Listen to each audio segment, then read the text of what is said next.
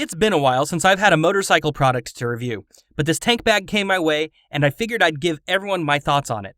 In the interest of not pissing off the YouTube oligarchs, I'm obligated to say that I did not pay for this product. As always, you're going to get my unfiltered opinion regarding this Nelson Rigg Trails End Adventure tank bag. Nelson Rigg does not sponsor me, and I'm not letting them preview this video. This particular variant is actually a Continental promo that you may find at a few dealers out there. As is my custom, let's take a quick glance at the features that Nelson Rigg highlights for this tank bag. We have Nelson Rigg's lifetime warranty. I still have my magnetic tank bag and it's in great shape, so I'm not sure the warranty is relevant. But it's nice to know that it exists all the same. Their UV fade-resistant Ultramax fabric holds up stupidly well. Since most enduro and dual sport bikes are not sporting metal tanks, this bag uses quick-release straps to keep it on. Also, to accommodate the special shape of off-road motorcycle tanks, this bag has a very distinct V-shaped base. The bag also has reflective piping, though I'm not sure how relevant that is given the position of this bag on the bike. Further, I've never met a deer with headlights. There's an anti-slip base and a waterproof rain cover as well.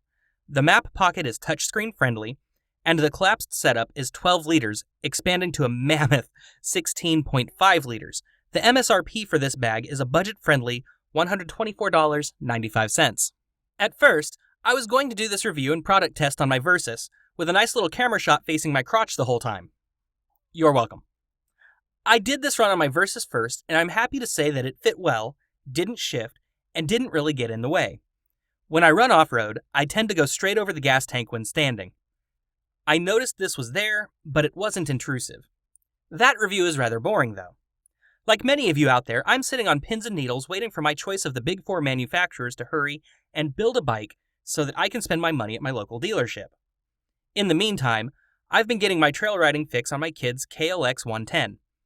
I tried phone mounts for my GPS on that bike on the bars, and I've had mixed to negative results. I've also lost my phone out of my pocket on those trails too. The thought of putting this gigantic tank bag on that bike so that I could see my GPS seemed absolutely and hilariously perfect. I figured that this would put the bag in its weakest position for this review. So I loaded this bag with a couple 28-ounce Powerade bottles, jerky, my camera gear, batteries, my wallet, car keys, chapstick, and my phone.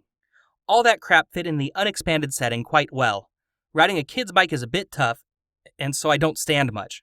Truth be told, my leg keeps dragging the Kickstarter down, causing the bike to grind a bit. Sitting is how I get my leg out of the way to stop that trend. At this point, my knees were squeezing the tank bag more than the bike. That's not a fault on the bag, that's just basic ergonomics for that bike. Having said that, I didn't feel cramped. At no point did I feel like I was in danger of sitting on my tank bag. The bag held on quite well, even on that small bike. I had a small issue that you guys are about to see, and that bike did tip. Other than the user having left the bag open, the bag held on even with the tip over. The snag risk on the straps wasn't really a concern either. The touchscreen also worked fairly well, but I started having issues when I started to get dehydrated and shaky. That was the only time I had issues using the touchscreen front, though. Also, not having to interrupt the ride for drink breaks is a luxury that cannot be understated. Overall, how do I feel about this bag? It's laughably huge. The side case on my Versys is 17 liters, and this thing is 16.5. You'd think that it would get in the way at that size, but the design is well planned.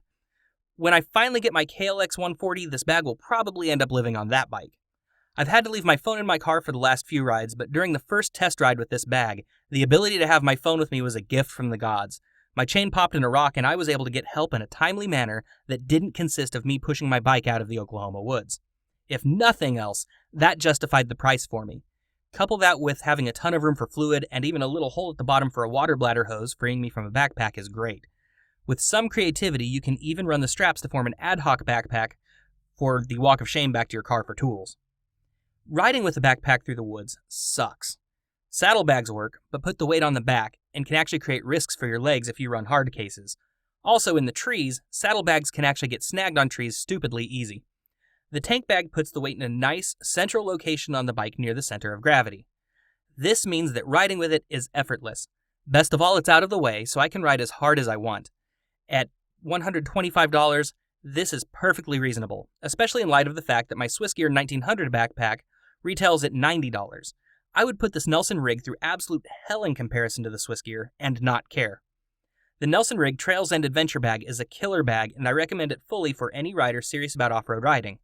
For touring, I'll probably stick to my phone mounting bar behind my windshield, but this may come in handy as a spare bag for souvenirs that I've had to leave behind on past vacations. I don't really have any gripes about this. It does what it's supposed to and for a good price. If I were to put a wish list on it, I would like to see a semi-waterproof pouch for that water bladder I mentioned. Even so, it works well if you're running charging cables to your phone. The Nelson Rigg Trails End Adventure Bag is a solid purchase. Not only would I recommend this bag, but I'm going to hang on to this bag and put it on my regular off-road rotation. That'll do for today. Thanks for watching. I do have a Patreon still in the description below, and you can catch me weekly on RF Gaming. Until next time, wheel trouble out.